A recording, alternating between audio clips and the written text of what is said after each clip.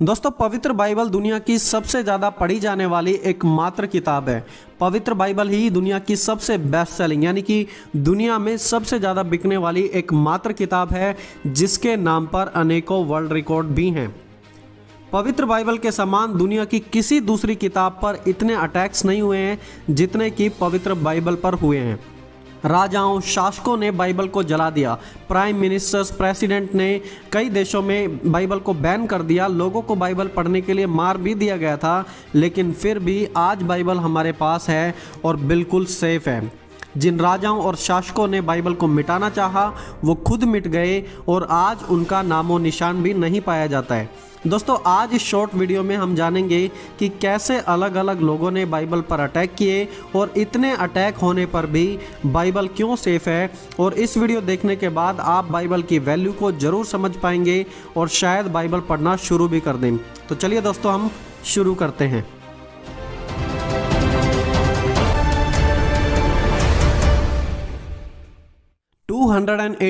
AD, जी हाँ, 284 AD में 284 AD में डाइक्लोशियन कैसर की पदवी पर आया।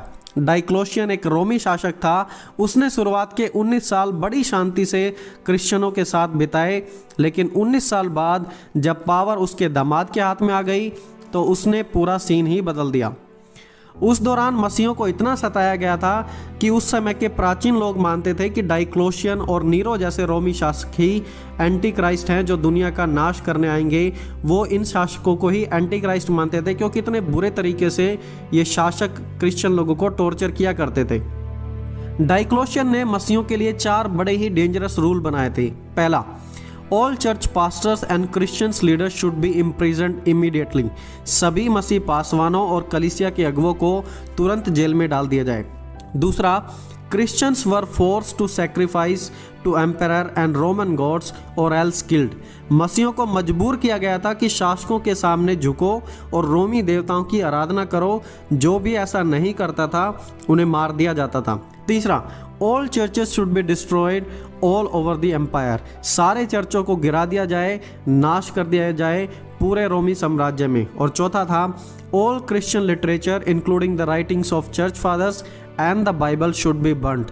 सभी मसीह लेखों, प्राचीन कलीसिया के रिकॉर्ड और बाइबल को तुरंत जला दिया जाए। इतना ही नहीं, मसीह महिलाओं और बच्चों को जंगली जानवरों के सामने फेंककर मरवा दिया जाता था। और रात को जब रोशनी नहीं होती थी तो मसीहों को जिंदा जलाकर उनकी रोशनी को टॉर्च की तरह इस्तेमाल किया जाता था। इतना बैडली ट्रीट किया था उन लोगों ने मसीहों को। डाइक्लोशियन के समय में ही बहुत सारे क्रिश्चियन लिटरेचर को जला दिया गया था। इसलिए आज चर्च हिस्ट्री की कुछ बातें ऐतिहासिक रूप से क्लियर नहीं है, क्योंकि डाइक्लोशियन ने उन सभी डॉक्यूमेंट्स को जलवा दिया था।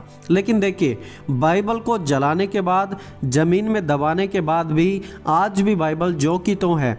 डाइक्लोशियन तो आया और चला गया, लेकिन पवित्र बाइबल आज भी हमारे पास है, हमारे पास सेफ है और हम इसे पढ़ सकते हैं।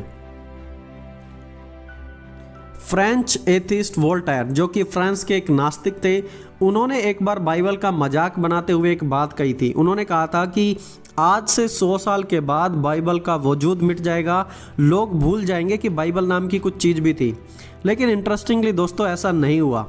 बात यह हुई कि वोल्टायर की मौत के 100 साल बाद उन्हीं के घर में बाइबल छापने की प्रिंटिंग प्रेस लगी, जो कि फ्रेंच बाइबल सोसाइटी ने लगाई थी। तो वोल्टायर जो कहते थे कि 100 साल के बाद बाइबल गायब हो जाएगी, उनके मरने के 100 साल बाद उन्हीं के घर में बाइबल छपनी शुरू हो गई।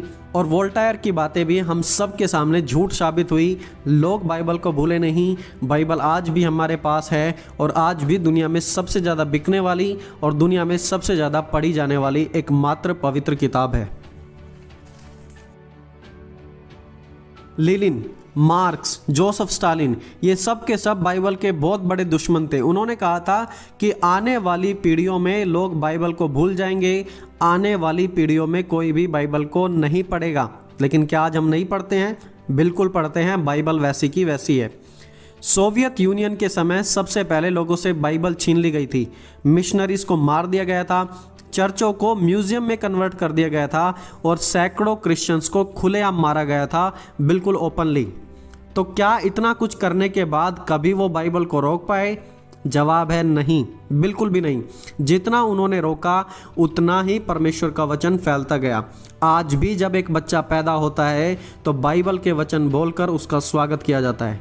जब कोई मरता है तो उनकी कब्र पर बाइबल के वचन होते हैं।